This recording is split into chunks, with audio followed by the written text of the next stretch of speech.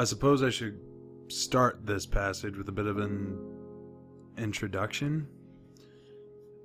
I refuse to give out my real name, so you can call me Zoe. I remember when I was around 4, we used to live in some small town in Missouri. I have very few memories of this town or school or anything like that. Hell, I can't even remember our own damn house.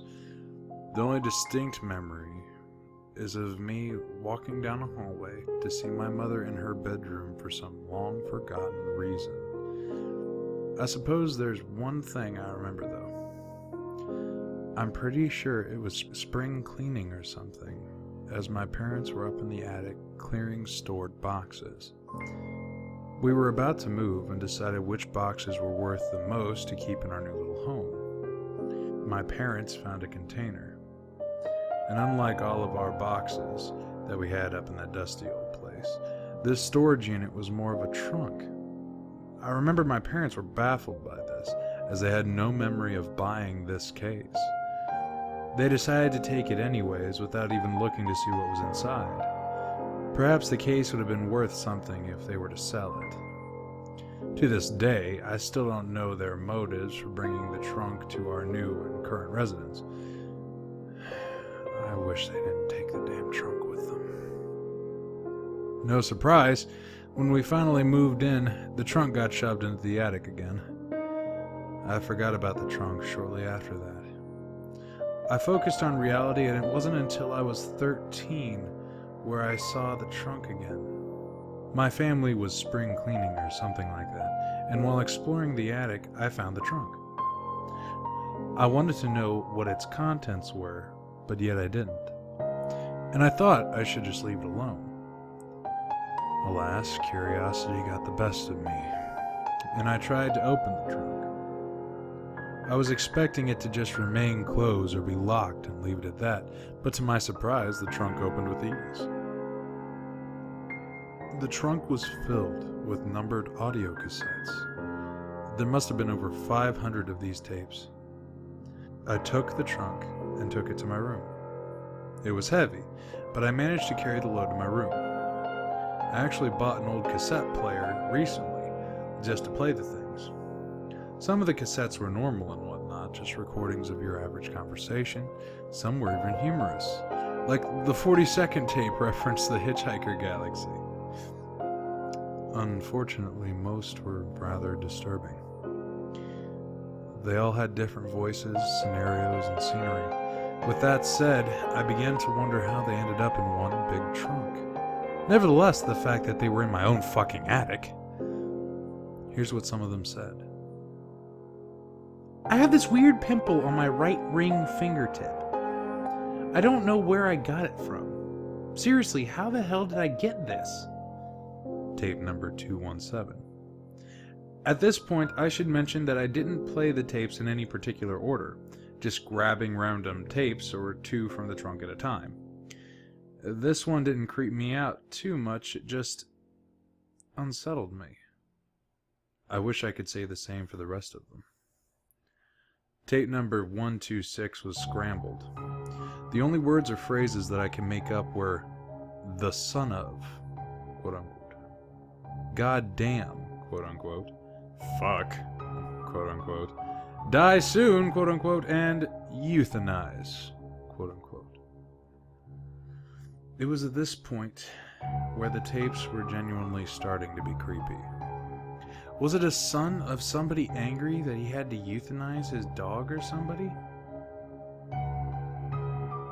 Was somebody's son getting about to be euthanized or killed? I didn't think about it much because I wanted to listen to more tapes. Plus the fact that these damn tapes were creepy enough without thought. Oh God. What have I done? I shouldn't have gone in. He told me that I needed to, but I just can't follow through. Mr. Brown has always been a good man to me. I can't do this. Tape number 140. These are starting to get even more fucked up. I don't want to think about it more, but I can't help to wonder what happened. The tapes all describe a situation in the most vaguest way possible, while conveying a genuinely disturbing storyline that never gets detailed enough so you still are clueless about the whole tape. It both disturbs me, yet fascinates me, so I continue to play more. God damn it, she told me that she would be with me forever! Damn it! I'm gonna kill myself. I hate her, I hate the world! Tape number 166. Holy shit. These are fucking creepy as hell. I don't get scared easily, but I can't help getting the chills by these fucking tapes. I want to just stop now, but again, my curiosity got the best of me and I continued to watch these damn things. Oh God. Mike saw something outside. Was it Dan? Oh God, I hope it wasn't Dan. Please, please, no, not Dan, no. Tape number 108. This was too much for me. I promised myself that I was done with this. I would take the truck back into the attic and never touch the fucker again. There was one tape on that floor that caught my eye, though. I don't think it was in the trunk. I closed the damn thing after picking up that last tape. No tapes were on the floor then, but there it was, smack dab in the middle of the floor. What also struck me as strange was that unlike the other tapes, this one wasn't numbered. Well, I suppose it was numbered, but it was numbered 0? Tape number 0? Even though I promised myself to watch no more tapes, this one intrigued me most of all. I decided to reluctantly watch it. It started off with static, as if a person was recording TV static. In fact, that's what I think was happening. That immediately struck me as strange. After that carried on for about 5 minutes,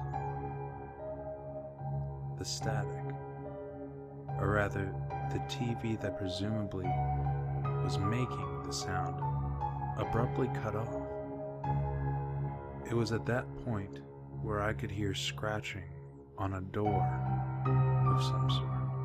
Perhaps a stray animal wanting to get in or something. That theory was quickly cut short, though, as heavy panting of fear made it obvious that this wasn't some raccoon begging for scraps of food.